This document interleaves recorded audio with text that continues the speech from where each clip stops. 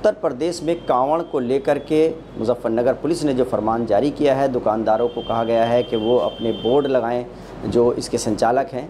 इस पर अब राजनीति भी शुरू हो गई है। हमारे साथ मुरादाबाद के समाजवादी पार्टी के पूर्व सांसद और सपा नेता डॉक्टर एस टी हसन साहब हैं। हसन साहब, ये बताइए, जो मुजफ्फरनगर पुलिस ने फरमान जारी किया है सभी दुकानों को कि अपने संचालकों के नाम प्रोप्राइटर्स के बोर्ड पे लिखें ताकि कोई कन्फ्यूज़न ना हो, इस फैसले को आप किस तरह से देखते हैं? देखिए, अभी आपने कहा कि राजनीति, ये राजनीति नहीं हो रही है, ये देश को बचाने के लिए कोशिशें हो रही हैं। देश को बांटने वाली साजिशों से बचाने के लिए हिंदू मुसलमान सब कोशिश कर रहे हैं। आप एक पर्टिकुलर कम्युनिटी वालों को टारगेट कर रहे हैं। आपको मालूम है कि अगर आप सबने अपने दुकानों पे नाम लिख दिए तो तमाम जितने भी लोग आते हैं उसमें 5% लोग ऐसे भी होते हैं जो बहुत कम्युनल होते हैं। ऐसा ना हो कि उन ठेले वालों की बेचारों की लिंचिंग हो जाए, उनका माल लूट जाए और वो खाली हाथ खड़े हों। लेकिन ये अगर उन्होंने नाम नहीं भी लगाया है तो क्या हम फलों को भी हिंदू मुसलमान में बांटेंगे? कोई केला बेच रहा है, कोई आम बेच रहा है, कोई कुछ और बेच रहा है। कितनी शर्मनाक बात है हमारे लिए और आपके लिए कि हमारे 21वीं सदी के इस दौर में हम किस जगह पे खड़े हैं। ऐसे ही एक हालात हुए थे जर्मनी में, जब नाजीज़ ने ये काम करा था। पर्टिकुलर कम्युनिटी को बाइकाट करने की साजिश थी। कहीं ऐसा तो नहीं है कि मुसलमानों को बाइकाट करने की भी ये साजिश हो? हमें तमाम ही हम राजनीतिक दलों से और राजनीतिक ऐसे लोगों से कहना चाहते हैं कि अब हम अपने देश के बारे में सोचें, अब देश पे अब रहम कर दें। बहुत कुछ झेल लिया हिंदू मुसलमानों ने, प्यार मोहब्बत को आगे बढ़ने दें।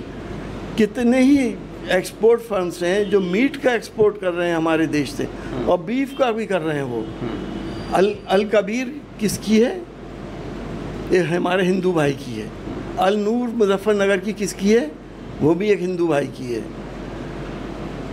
अरेबियन एक्सपोर्ट्स किसका है? वो भी हिंदू भाई का है। ये अपने कारोबार को बढ़ाने की टैक्टिक्स हैं। तो वो नाम नहीं खोलते हैं, नाम उन्होंने इस तरह के रख लिए हैं। तो क्या आपको लगता है कि जो पुलिस ने फरमान जारी किया है वो वापस होना चाहिए?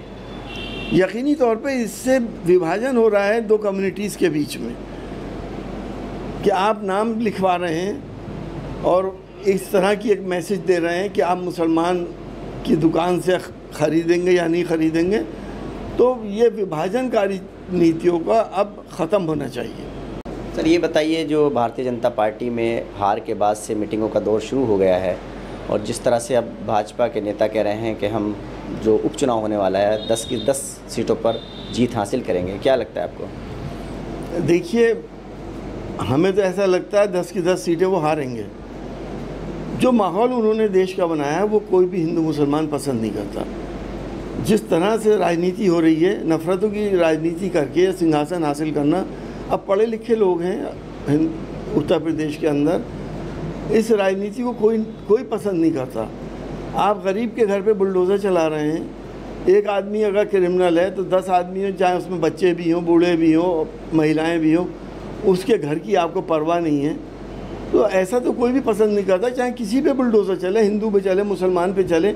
हम हिंदू भाई की तकलीफ़ को मुसलमान भाई महसूस करते हैं और मुसलमान भाइयों की तकलीफ़ को हिंदू भाई महसूस करते हैं। भाजपा के नेता हैं भारत हिंदू, उन्होंने कहा कि जो हमारे साथ हम उसके साथ। अब सबका साथ सबका विकास नहीं चलेगा। वैसे है कब सबका साथ सबका विकास? ज़मीनी हकीकत तो कुछ और है। ये तो एक नारा है, और नारा कहिए या जुमला कहिए, हालात आपको ही पता है, मुझे भी मालूम है देश में क्या हो रहा है।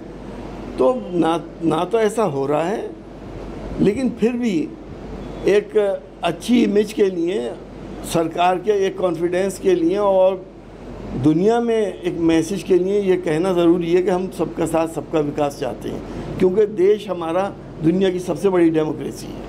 देखिए, समाजवादी पार्टी के नेता का साफ तौर पर कहना है कि मुजफ्फरनगर पुलिस ने जो फरमान जारी किया है वो असंवैधानिक है और इस तरह के फ़ैसलों से देश में जो है भेदभाव पैदा होगा। इस तरह के आदेश को वापस ले लेना चाहिए।